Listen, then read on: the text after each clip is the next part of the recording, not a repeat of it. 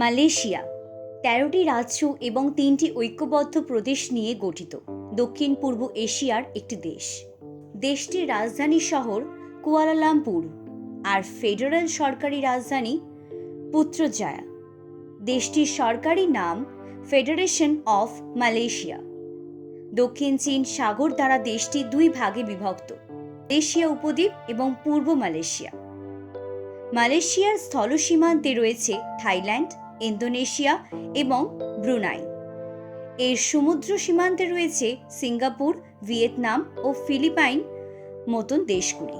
মালয়েশিয়ার মোট জনসংখ্যা ২৮ মিলিয়নেরও অধিক। আজকে আমরা মালয়েশিয়া সম্পর্কে নানান জানা অজানা তথ্যই আলোচনা করব। ভিডিওটি শুরু করার আগে অনুরোধ করব, যদি আপনি আমাদের চ্যানেলে নতুন হয়ে থাকেন তবে চ্যানেলটি সাবস্ক্রাইব করে বেল আইকনটি প্রেস করে আমাদের সাথে থাকবেন। মালয়েশিয়া প্রাকৃতিক সম্পদে সমৃদ্ধশালী একটি দেশ। বিশেষ করে কৃষি, বন, খনিজ সম্পদ এই দেশটিতে বিশেষ স্থান দখল করেছে। দেশটি রাবার ও পাম অয়েল রপ্তানিতে বিশ্বের মধ্যে শীর্ষস্থানীয়। বৈদেশিক মুদ্রা অর্জনে পাম অয়েলের ভূমিকা অনস্বীকার্য। এছাড়া এই অঞ্চলের পর্যটনের অন্যতম সেরা আকর্ষণ এই মালয়েশিয়া। অসাধারণ সমুদ্র সৈকত, চিরসবুজ বনের সঙ্গে তাল মিলিয়ে আধুনিক অনন্য সব স্থাপনা, সবকিছুই মিলিয়ে পর্যটনে দেশটিকে পূর্ণতা দিয়েছে। মালয়েশিয়ার রাজনৈতিক ব্যবস্থা একটি সাংবিধানিক রাজতন্ত্রের কাঠামোতে পরিচালিত হয়। মালয়েশিয়ার বর্তমান রাজা সুলতান আবদুল্লাহ।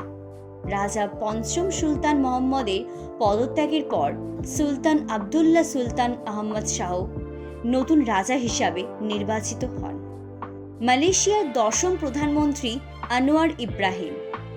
২০২২ সালের নভেম্বর মাসে তিনি দেশটির বর্তমান প্রধানমন্ত্রী হিসাবে শপথ গ্রহণ করেন। দেশটির মুসলিম প্রধান দেশ হিসাবে দক্ষিণ পূর্ব এশিয়ার মুসলিম দেশ এবং বিশ্বের অন্যান্য অঞ্চলের মুসলিম দেশগুলোর সাথে সম্পর্ক বৃদ্ধিতে দেশটি বদ্ধপরিকর।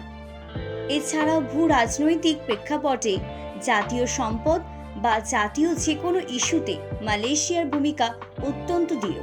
মালয়েশিয়ার সাথে ইসরায়েলের কোনো প্রকার কূটনৈতিক সম্পর্ক নেই এবং ইসরায়েলকে কখনো স্বীকৃতি দেয়নি। ফিলিস্তিনের সাথে মালয়েশিয়ার সম্পর্ক অত্যন্ত ঘনিষ্ঠ এবং ফিলিস্তিনের স্বাধীনতা আন্দোলনকে মালয়েশিয়ার নৈতিক সমর্থন দিয়ে আসছে।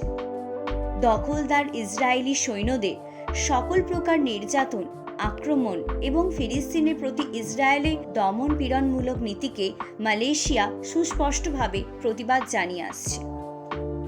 মালয়েশিয়া পড়াশোনার দিক দিয়ে বেশ উন্নত, তবে বহিরাগত ছাত্রছাত্রীদের জন্য বেশ ব্যয়বহুল।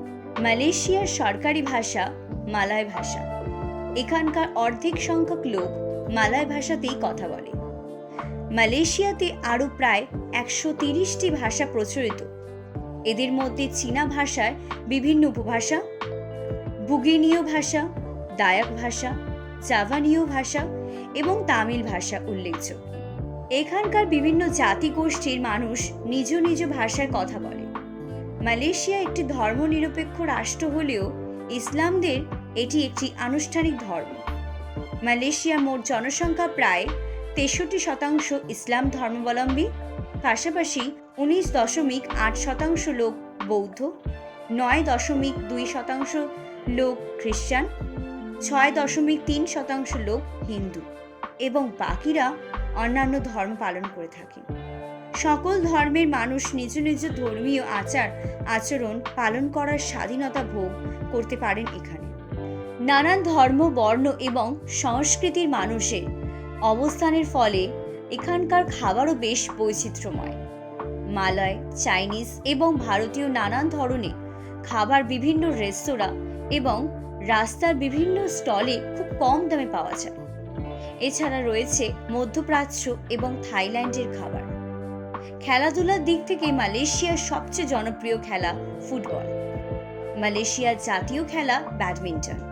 ফুটবলের পরেই জনপ্রিয়তার শীর্ষে আছে এই ব্যাডমিন্টন। এছাড়াও হকি, টেনিস, ঘোড়া দৌড়, মার্শাল আর্ট এখানকার জনপ্রিয়। মালয়েশিয়ার সর্বপ্রথম 1956 সালে মেলবোর্ন অলিম্পিকে গেমসে অংশ নেয়। মালয়েশিয়া এ পর্যন্ত অলিম্পিকে 6টি মেডেল জিতেছে, যার মধ্যে 5টি এসেছে ব্যাডমিন্টন থেকে। আবহাওয়ার দিক থেকে বলতে গেলে নিরক্ষরেখার কাছে অবস্থিত বলে মালয়েশিয়ার জলবায়ু উষ্ণ এবং স্যাঁতস্যাঁতে। সারা বছরই হালকা গরম থাকে। দেশে গড় তাপমাত্রা 27 ডিগ্রি সেলসিয়াস। এই রকমই নানান দেশের নানান জানা অজানা তথ্য জানতে সাবস্ক্রাইব করে পাশে থাকুন এই বিশ্ব ব্রহ্মাণ্ডের রহস্য।